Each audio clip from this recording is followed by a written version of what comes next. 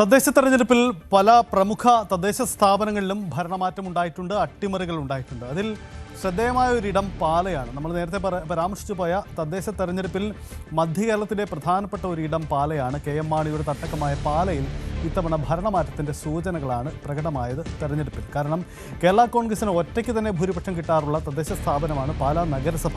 പാലാ നഗരസഭയിൽ പക്ഷേ ഇത്തവണ ഏറ്റവും വലിയ ഒറ്റക്കക്ഷിയാണെങ്കിലും പൂർണ്ണമായ ഭൂരിപക്ഷം ഇടതുമുന്നണിക്കില്ല. അവിടെ സ്വതന്ത്ര നിർണായകമാവും. 3 ഒരു സ്വതന്ത്ര മുന്നണി എന്ന് തന്നെ അവകാശപ്പെട്ടുകൊണ്ട് രംഗത്തുണ്ട്. അവരുടെ നീക്കം പ്രധാനപ്പെട്ടതാണ്. കഴിഞ്ഞ തവണ CPM പുറത്താക്കിയതാണ്, കേരള കോൺഗ്രസിൻ്റെ സമ്മർദ്ദം മൂലം പുറത്താക്കിയെന്ന ആക്ഷേപമുള്ളതാണ്. അങ്ങനെ ഒരു നീക്കമാണ് അവിടെ നടക്കുന്നത്. പക്ഷേ ഇപ്പോൾ സുപ്രധാനമായ മറ്റൊരു നീക്കം കൂടി അവിടെ നടക്കുന്നു. ആർക്കും വ്യക്തമായ ഭൂരിപക്ഷമില്ലാത്ത പാലയിൽ ആര് ഭരിക്കുമെന്ന ചോദ്യത്തിന് പാലയിൽ ഭരണം പിടിക്കാൻ കേരള കോൺഗ്രസ് എമ്മിൻ്റെ ശ്രമം ആരംഭിച്ചു. തിരിച്ചടി ഉണ്ടായെങ്കിലും LDFനാണ് ഏറ്റവും അധികം സീറ്റുകളുള്ളത്.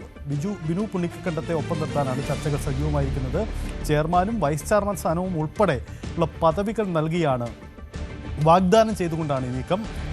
കൗൺസിലർമാരുമായുള്ള കൂടിയാലോചന നടത്തി അഭിപ്രായം കേൾക്കാനും UDFനൊപ്പം എന്ന പ്രഖ്യാപനം ഇതുവരെ ബിനു പുളിക്കക്കമ്പം നടത്തിയിട്ടുമില്ല. അതുകൊണ്ട് UDFിൻ്റെയും ചില ശ്രമങ്ങൾ നടക്കുന്നുണ്ട്. എന്താണ് പാലയുടെ രാഷ്ട്രീയം? പാലയിൽ നടക്കാൻ പോകുന്ന സസ്പെൻസുകളും നാടകീയ നീക്കങ്ങളും തുടരുകയാണ്. നമുക്ക് വിശദമായി തന്നെ നോക്കാം. ശ്രീജിത്ത് എനിക്കൊപ്പം ചേരുന്നുണ്ട്. ശ്രീജിത്ത്, നമ്മൾ മടങ്ങി വരുമ്പോൾ പാലയുടെ രാഷ്ട്രീയം ഏറെ പ്രധാനപ്പെട്ടതാണ്. നമുക്കറിയാം, പാലയിൽ ഒരു അട്ടിമറിക്കാണ് UDF ശ്രമിച്ചത്. അട്ടിമറിയുടെ അരികുവരെ എത്തി, പക്ഷേ പൂർണ്ണമായില്ല. അപ്പോഴാണ് ഈ സ്വതന്ത്ര മുന്നണി, യഥാർത്ഥത്തിൽ സ്വതന്ത്ര മുന്നണി വരുന്ന ഒരു സംവിധാനം ഒരു UDF സ്പോൺസേഡ് സംവിധാനം എന്ന ആക്ഷേപം നേരത്തെ ഉള്ളതാണ്. അങ്ങനെയെങ്കിൽ ഇപ്പോൾ കേരള കോൺഗ്രസിൻ്റെ നീക്കം നേരത്തെ പുറത്താക്കിയ അല്ലെങ്കിൽ നേരത്തെ തെറ്റിപ്പിരിഞ്ഞ ഈ ബിനു പുളിക്കക്കണ്ടത്തെയും സംഘത്തെയും ഒപ്പം ചേർക്കുക, ആ അജണ്ട, ആ നീക്കം എത്ര കണ്ട് ഫലമാവാൻ സാധ്യതയുണ്ട് ശ്രീജിത്ത്?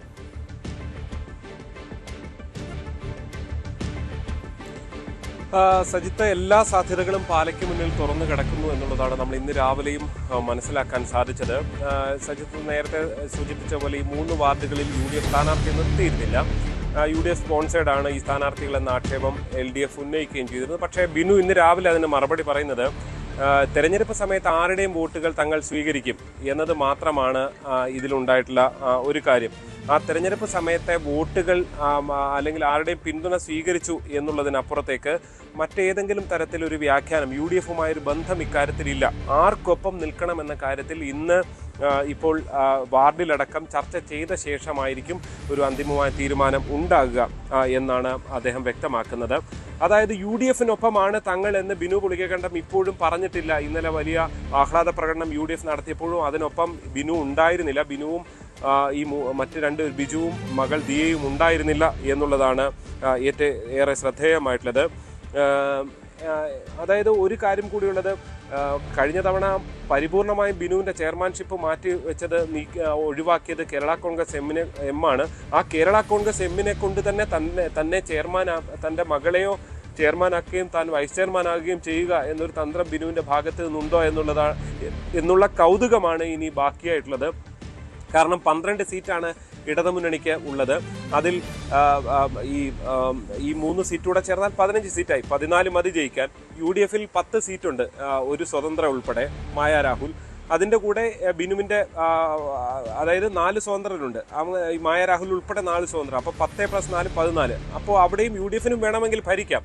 അപ്പോൾ ബിനുവിൻ്റെ തീരുമാനമാണ് നിർണായകം. അത് വാർഡിലടക്കം ആളുകളുടെ അഭിപ്രായം കേട്ട ശേഷം ഇക്കാര്യത്തിലൊരു വ്യക്തത വരുത്താനുള്ള നീക്കമാണ്. എന്തായാലും പാലയിലെ കൗൺസിലർമാരുമായി ഒക്കെ കേരള കോൺഗ്രസ് നേതൃത്വം ആശയവിനിമയം നടത്തുന്നുണ്ട് എന്ത് ചെയ്യണം എന്ന കാര്യത്തിൽ. എന്തായാലും ഒരുപക്ഷെ കേരള കോൺഗ്രസ് ഓഫർ വെച്ചാൽ അത് സ്വീകരിക്കില്ല എന്നൊന്നും നമുക്ക് പ്രവചിക്കാൻ കഴിയില്ല. അതായത് ബിനുവിൻ്റെ നിലപാട് എങ്ങോട്ട് വേണമെങ്കിൽ ഒരുപക്ഷെ ഈ ആരുടെയും പിന്തുണയോടെ ഭരിക്കാനുള്ള ഒരു സാഹചര്യത്തിലേക്കാണ്. ഒരുപക്ഷെ കേരള കോൺഗ്രസ് പിന്തുണ നൽകുകയാണ്. ചെയർമാൻ വൈസ് ചെയർമാൻ പദവി വാഗ്ദാനം ചെയ്തു എന്നുള്ളതാണ് സൂചന. അങ്ങനെ ആണെന്നുണ്ടെങ്കിൽ കുറച്ചുകൂടി മറ്റ് UDFിലെ സാഹചര്യത്തെക്കാൾ കുറച്ചുകൂടി ഈസി ആകുമോ എന്ന ചിന്തകൾ ബാക്കിയുണ്ട്. എന്തായാലും പാലയുടെ പൊളിറ്റിക്സ് അങ്ങനെ പെട്ടെന്ന് അവസാനിക്കുന്നില്ല സജിത്ത്, ഇനിയും അത് തുടരും. അതാണ് പാലയുടെ രാഷ്ട്രീയം, നിർണായകമാണ്. എന്ത് സംഭവിക്കാം പാലയിൽ എന്നതാണ് ചിത്രം. ശ്രീജിത്ത് സൂചിപ്പിക്കുന്നത് പോലെ രാഷ്ട്രീയ അട്ടിമറികൾക്ക് പലതും കണ്ടിട്ടുള്ളതാണ്. ബിനു പുളിക്കക്കണ്ടം മുമ്പ് UDFനൊപ്പമായിരുന്നു, BJPക്കൊപ്പം ഉണ്ടായിരുന്നു, ഒടുവിൽ ഇടതുമുന്നണിക്കൊപ്പമെത്തി, അതിനുശേഷം സ്വതന്ത്രരായി. ഇനിയും എന്തും സംഭവിക്കാമെന്നതാണ് പാലയുടെ രാഷ്ട്രീയം. വലിയ സസ്പെൻസാണ്. നമുക്ക് ഇനിയും കുറേ ദിവസങ്ങൾ ചർച്ച ചെയ്യേണ്ടി വരും പാല. ശ്രീജിത്ത്, പിന്നീട് വരാം. എന്തായാലും സംഭവിക്കുന്ന അങ്ങനെയാണ്. പാലയുടെ രാഷ്ട്രീയത്തിൽ അത്തരം സാഹചര്യങ്ങളാണ് സംഭവിച്ചിരിക്കുന്നത്.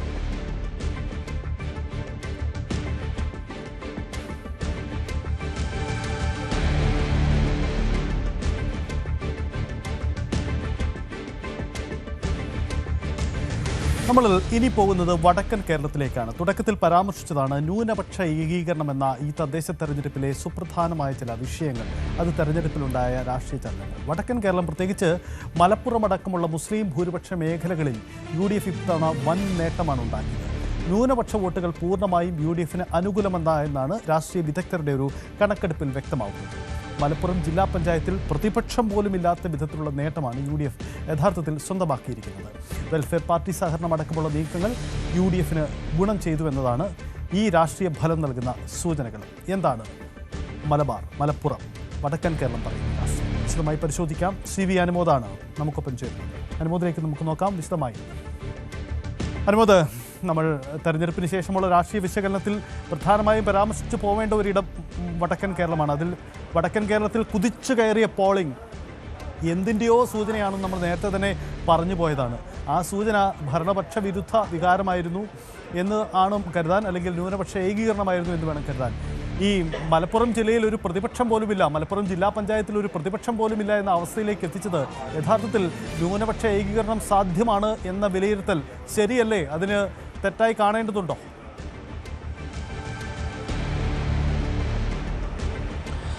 സജിത്ത്, ന്യൂനപക്ഷ ഏകീകരണം എന്നത് വളരെ വലിയൊരു ഇമ്പാക്റ്റ് തന്നെയാണ് മലപ്പുറത്ത് അതുപോലെ മലബാറിലും ഉണ്ടാക്കിയിട്ടുള്ളത്. നമ്മളിത് രണ്ട് തരത്തിൽ കാണേണ്ടതുണ്ട്. എന്താണ് ഇതിലേക്ക് നയിച്ചത് എന്നുള്ളത് നമുക്കറിയാം. വെള്ളാപ്പള്ളി നടേശൻ മലപ്പുറത്തിനെ അപമാനിച്ചുകൊണ്ടുള്ള, മലപ്പുറത്തിനെ വിമർശിച്ചുകൊണ്ടുള്ള പരാമർശം നടത്തിയപ്പോൾ അന്ന് അദ്ദേഹത്തിൻ്റെ തിരുത്തുവാനോ അല്ലെങ്കിൽ ആ വാക്കുകൾ നിഷേധിക്കുവാനോ ഇടതുപക്ഷം തയ്യാറായില്ലെന്നും, പിന്നീട് വെള്ളാപ്പള്ളി നടേശനെ തന്നെ ഒപ്പം നിർത്തി മുഖ്യമന്ത്രി പിണറായി വിജയൻ പരിപാടികളിൽ പങ്കെടുക്കുകയും കൂടി ചെയ്തത് വലിയ തോതിൽ തന്നെ ഈ ഒരു വിഷയത്തിലേക്ക് വഴിവെട്ടുന്ന കാരണമായിരുന്നു. അതിനെ തുടർന്ന് തന്നെ നമുക്ക് നിരീക്ഷിച്ചാൽ കാണാൻ പറ്റും, വെൽഫെയർ പാർട്ടിയുടെ പിന്തുണ പരിപൂർണമായിട്ട് UDFനൊപ്പം നിൽക്കുന്നതോടെ മലബാറിൽ, പ്രത്യേകിച്ച് മലപ്പുറത്ത് അഭൂതപൂർവമായിട്ടുള്ള ഒരു മാറ്റമാണ് UDFന് ഈ തെരഞ്ഞെടുപ്പിൽ ലഭിച്ചിട്ടുള്ളത്. 94 പഞ്ചായത്തുകളിൽ 90ലും UDF ആണ് ഭരിക്കുന്നത്. അതുതന്നെ വലിയ ഒരു മാറ്റമാണ്. അതേപോലെ തന്നെ ജില്ലാ പഞ്ചായത്തിൽ 33 ഡിവിഷനിൽ ഒരിടത്ത് പോലും ഇടതുപക്ഷത്തിന് വിജയം നേടാൻ കഴിഞ്ഞിട്ടില്ല. ബ്ലോക്ക് പഞ്ചായത്തിലാകട്ടെ 15-ൽ 14, ഒരിടത്ത് ഒപ്പത്തിനൊപ്പമാണ്. അപ്പോൾ അങ്ങനെ സമ്പൂർണ്ണമായിട്ടും UDFൻ്റെ ഒരു ആധിപത്യം നേടാൻ സഹായിച്ചത് അത് ഈ പറയുന്ന ധ്രുവീകരണം തന്നെ, അല്ലെങ്കിൽ ഇത്തരത്തിലുള്ള വിഷയങ്ങളെല്ലാം അത്തരത്തിൽ വെൽഫെയറിൻ്റെ പിന്തുണ കൂടി വന്നതോടെ മുസ്ലിം ലീഗിന് UDFന് ഒപ്പം നിൽക്കുന്ന സാഹചര്യം തീർത്തു എന്നതാണ് ഇടതുപക്ഷത്തിൻ്റെ വിലയിരുത്തൽ. അത് ഒരു പരിധിവരെ ശരി തന്നെയാണ് എന്ന് വിലയിരുത്തേണ്ടി വരും. പ്രത്യേകിച്ച് അത് മറ്റൊരു കാര്യം കൂടി എടുത്തു പറയേണ്ടതുണ്ട്. വെൽഫെയർ പാർട്ടിയുടെ പിന്തുണ ലഭിച്ചതോടെ ഇതിനു മുൻപ് 20-30 വോട്ടുകൾക്ക് നഷ്ടമായിരുന്ന വാർഡുകളൊക്കെ UDFന് തിരിച്ചു പിടിക്കാനായി അല്ലെങ്കിൽ നേടാൻ കഴിഞ്ഞു എന്നുള്ളതാണ് പ്രധാനപ്പെട്ട ഒരു കാര്യം. അത് വലിയ തോതിൽ തന്നെ UDFൻ്റെ ഈ വിജയത്തിൽ സഹായകമായിട്ടുള്ള ഒരു കാര്യമാണ്.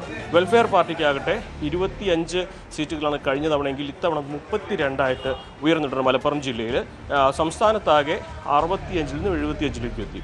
അപ്പോൾ ഈ തരത്തിൽ ഒരു മുസ്ലിം ധ്രുവീകരണം അല്ലെങ്കിൽ ന്യൂനപക്ഷ ധ്രുവീകരണം എന്ന ആ വിഷയം അത് വളരെ വ്യക്തമായിട്ട് തന്നെ തെരഞ്ഞെടുപ്പിൽ പ്രതിഫലിക്കുന്ന ഒരു സാഹചര്യമാണ് മലബാർ മേഖലയിൽ കാണാൻ സാധിച്ചിട്ടുള്ളത്. ഈ ലീഗ് നേതാക്കൾ ഇതിനെ പരസ്യമായിട്ട് അങ്ങനെ ഒരു സംഭവമാണ് എന്ന് പറയില്ലെങ്കിൽ പോലും ഇന്നിപ്പോൾ അല്പസമയം മുമ്പ് PM സലാമിനോട് സംസാരിച്ചപ്പോഴും ഈ വെള്ളാപ്പള്ളി നടേശൻ്റെ ആ പ്രസ്താവനയും പിണറായി വിജയൻ്റെ അതിനെ ഒപ്പം നിൽക്കുന്ന തരത്തിലുള്ള തുടർ നീക്കങ്ങളൊക്കെ മതേതര മനസ്സുകളെ വല്ലാതെ വേദനിപ്പിച്ചിട്ടുണ്ട്. അതിൻ്റെ ഒരു പ്രതിഫലനം കൂടി തെരഞ്ഞെടുപ്പിലുണ്ടെന്ന് അദ്ദേഹം പറയുകയുണ്ടായി. അത്